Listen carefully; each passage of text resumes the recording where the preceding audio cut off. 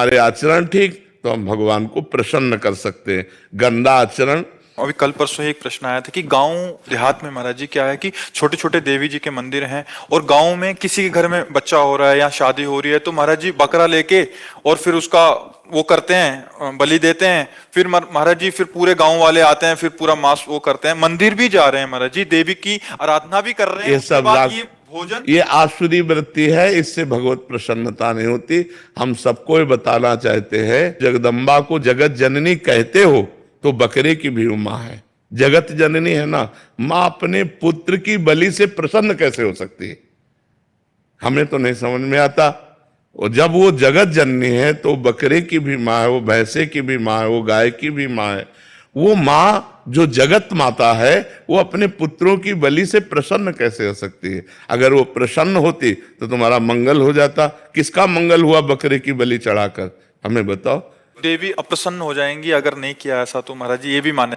अरे अगर वो अपने स्वरूप में आ जाए तो सबको चाट जाए उनको। वो तो महाकाली है, महाकाल स्वरूप भी है। तो वो दुष्टों का संहार करने के लिए रूप माता जी ने धारण किया। वो दुष्टों का खून पिया, जो संसार के पवित्र जीवन जीने वालों के लिए वो मृत्यु काल रूप थे। जैसे महिषासुर, शुम्भ निशुम्भ, रक्त बीज, माता जी ने इनका संहार किया। इन बकरी बकरों का थोड़ी संहार करने से माता जी प्रसन्न हो जाती है। ये तो मूर्खता है, कोरी मूर्खता है। कभी माता जी प्रसन्न नहीं होती।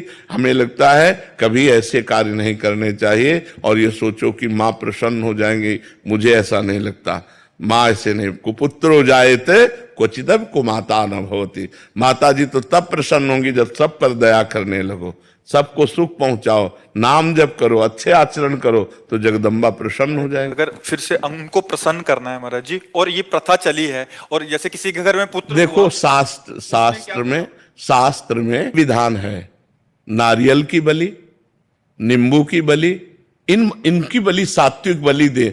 आप कच्चा नारियल की बलि दे सकते हैं, तो ये भी बलि तो मानी जाती है। ये सब मनमानी आचरण है, इससे देवी प्रसन्न नहीं होती है। और देवी को रक्त चाहिए तो चराचर जीवों के हृदय में देवी विराज। देवी प्रपन्नार्थ हरे प्रसीद प्रसीद मातर जगतो खिलस्य प्रसीद विश्वेश्वरी पाहि विश्वम त्वमीश्वरी देवी चराचरस्य। त्वमीश्वरी देवी चराचर से, वो चर अचर की ईश्वरी है।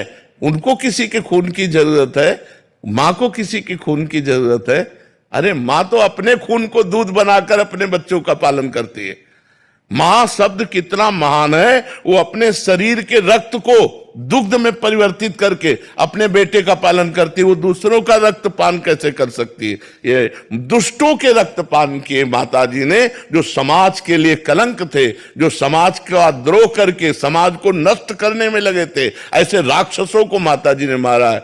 शुम्भ निशुम्भ, रक्त बीज, महिषासुर। ऐसे नहीं है कि गलत सिद्धांत से न चले, नहीं तो नरक की प्राप्ति हो।